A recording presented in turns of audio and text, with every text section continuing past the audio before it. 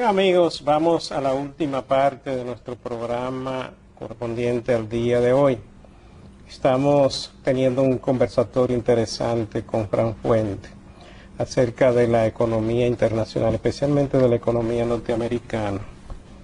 Y yo creo que Fran está logrando que nos preocupemos bastante por las cosas que nos está diciendo. Esa no es la idea. Porque esto que tú mencionas, Fran, acerca de este pugilato que hay entre Barack Obama y el Congreso Republicano en Estados Unidos, o el Partido Republicano, que es una lucha política que puede tener serias repercusiones en la economía mundial, no solamente en la economía de Estados Unidos, sino en la economía mundial. Entonces a veces uno se pone a pensar, pero ven acá, ¿y hasta dónde es que van a llegar los políticos con los ciudadanos, si se quiere con los ciudadanos del mundo en este caso?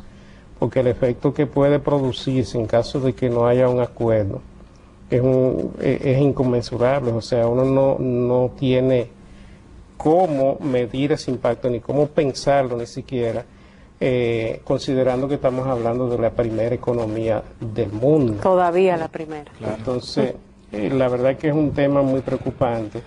Y nosotros que tenemos tantos dominicanos residiendo en Estados Unidos, estamos todos los días abogando porque se resuelva el problema del empleo, para que esos dominicanos tengan dónde trabajar y tengan la posibilidad de poder ayudar a los familiares que están en el país a través de las remesas y a la economía. Uno realmente dice, bueno, ¿y hasta dónde para dónde que estamos caminando? Porque que precisamente las cosas que pasan en Estados Unidos son cosas mayúsculas. Claro, vamos a redondear esas ideas, Fran, para... La idea, Luis, como tú bien dices, es cómo nos afecta a nosotros lo que está pasando allá. Y lo interesante es, si uno reflexiona en lo que muchos políticos y economistas mexicanos dicen, cuando hablan de México, que dicen México tan lejos de Dios y tan cerca de los Estados Unidos, porque ahora mismo quienes estén más cerca de los Estados Unidos son los que reciben más directamente los embates y su situación macroeconómica completamente cambia. Por ejemplo, ahora mismo el Banco Mundial ha clasificado los países de América Latina en dos grupos. Ellos le llaman a un grupo el Grupo Brasil y a otro grupo le llaman el Grupo México. En el Grupo Brasil, ellos han agrupado a todos los exportadores de commodities, que son básicamente los países suramericanos, gente que produce Chile, petróleo, Argentina, que produce cobre, que produce alimentos como Argentina. Estos países tienen, en la mayoría de los casos, una menor dependencia comercial de los Estados Unidos. Son países que normalmente comercian más con China y con los llamados países BRIC, que son... Y entre ellos. Exacto, y entre ellos, que son Brasil, Rusia, India y China. Y sobre todo son países que el impacto que tienen las remesas que vienen de los Estados Unidos es muy mínimo en sus economías.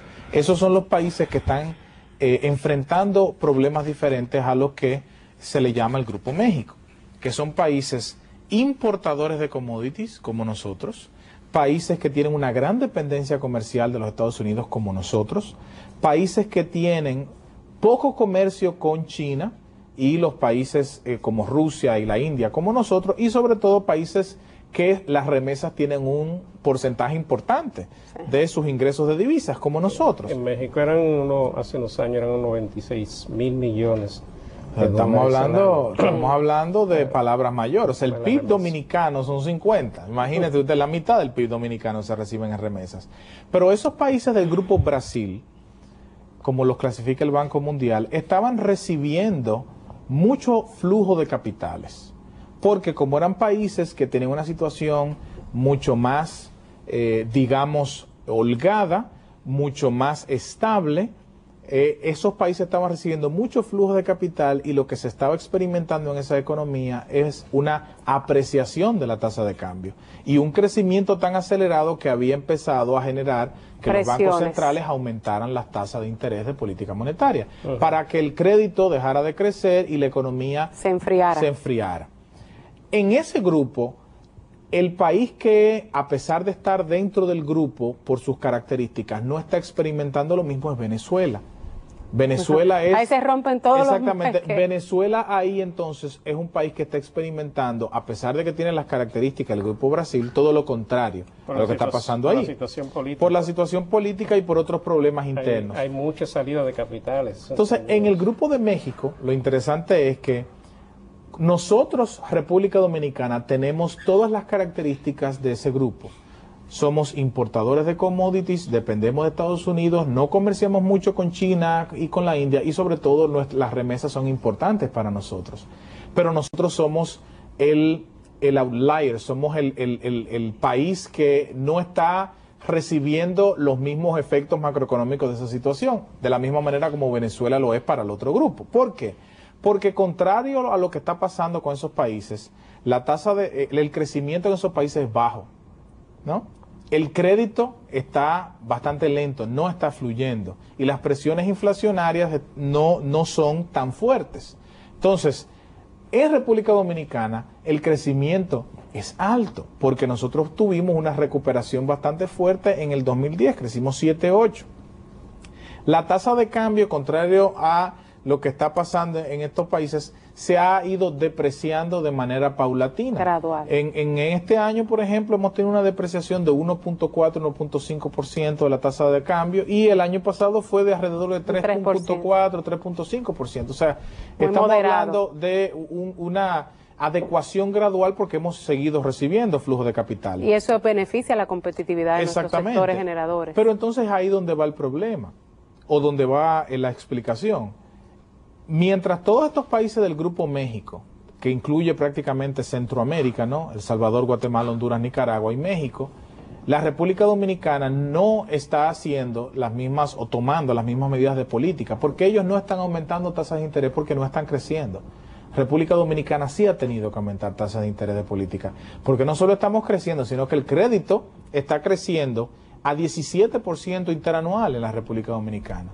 Que es algo que está y el impacto del petróleo y los commodities en la presión interna. Y a nosotros nos ha impactado fuertemente, como a todos estos países, los precios de los commodities. Y del PC. ¿No?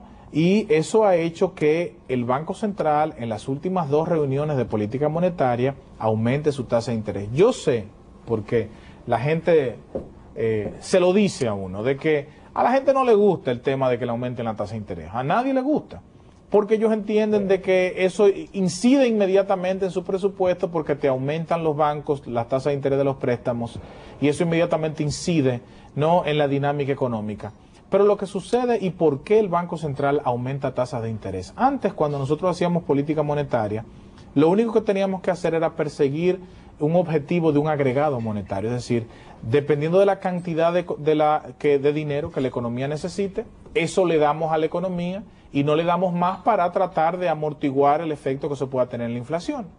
Hoy, la relación entre los agregados monetarios y la inflación, o sea, el dinero que circula en la economía y la inflación, se ha ido rompiendo porque la demanda de dinero del dominicano ha ido cambiando, es más inestable, porque ahora el uso, por ejemplo, del dinero en efectivo es cada vez menor. Claro. Usamos más tarjetas de crédito, tarjetas de débito, transacciones en los bancos, transferencias electrónicas. Y eso hace que la demanda de dinero, el hecho de que el dominicano y la economía esté demandando menos dinero, no quiere decir que está haciendo menos transacciones con dinero. Entonces, dado que la cantidad de dinero que circula ya no necesariamente está vinculada con la inflación, tenemos que buscar la manera de moderar los precios en la economía a través del costo del dinero. Y por eso es que el banco sube y baja las tasas de interés. Pero de manera gradual. Y lo hace de manera gradual para buscar la manera de que el crecimiento del consumo a través del financiamiento de los bancos se modere cuando vemos que la economía está entrando en un proceso de sobrecalentamiento. Y con un crecimiento tan fuerte que tuvimos el año pasado, era necesario, con las presiones inflacionarias que estamos recibiendo, que el Banco Central empezara un proceso de incrementar su tasa de interés. Para mantener la estabilidad macroeconómica. Que es lo más importante. Que es lo principal activo.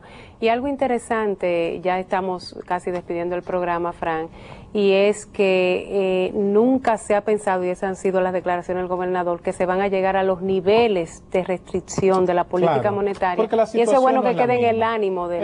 La situación no es la misma. En el 2008, cuando el Banco Central tuvo que aumentar de manera sostenida la tasa de interés y las tasas llegaron a niveles de 25, 26%, la tasa promedio ponderada activa.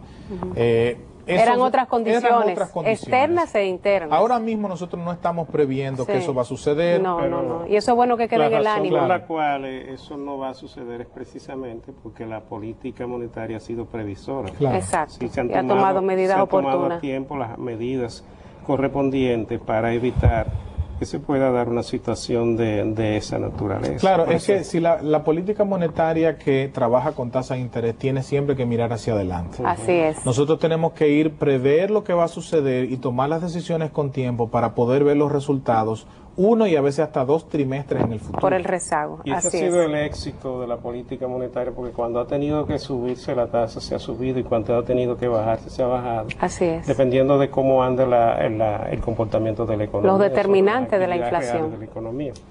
Por eso es que es tan importante usted poder contar con unas autoridades que estén todo el tiempo dándole seguimiento a lo que está ocurriendo en la economía, el impacto que está recibiendo de la economía internacional, para que se puedan tomar las medidas con antelación, de tal manera que no se den esos saltos y esas situaciones de incertidumbre que se genera cuando no hay una política, especialmente una política monetaria adecuada. Claro, yo quisiera decir algo brevemente antes de terminar y dejarlo en el ánimo de la audiencia. Es el tema de que el Banco Central, la razón por la que toma estas medidas, siempre es en procura de mantener la estabilidad macroeconómica y el control de la inflación. Que es su objetivo central. Que a la larga es su objetivo. Ese es el mejor aporte que el banco puede hacer a la sociedad. Mantener la estabilidad macroeconómica y que los sectores se puedan desenvolver de manera normal en un ambiente en donde puedan tener claro qué va a suceder en el futuro. Eso es importante, Fran, porque hace un ratito tú decías que nos van a matar. La gente critica cuando se sube la tasa de interés, a la gente no le gusta. Pero a los que menos les gusta subir la tasa de interés a las propias autoridades. Así es. Muchísimas gracias, señores, que ya nos están cortando, aquí nos están casi sacando por el cuello.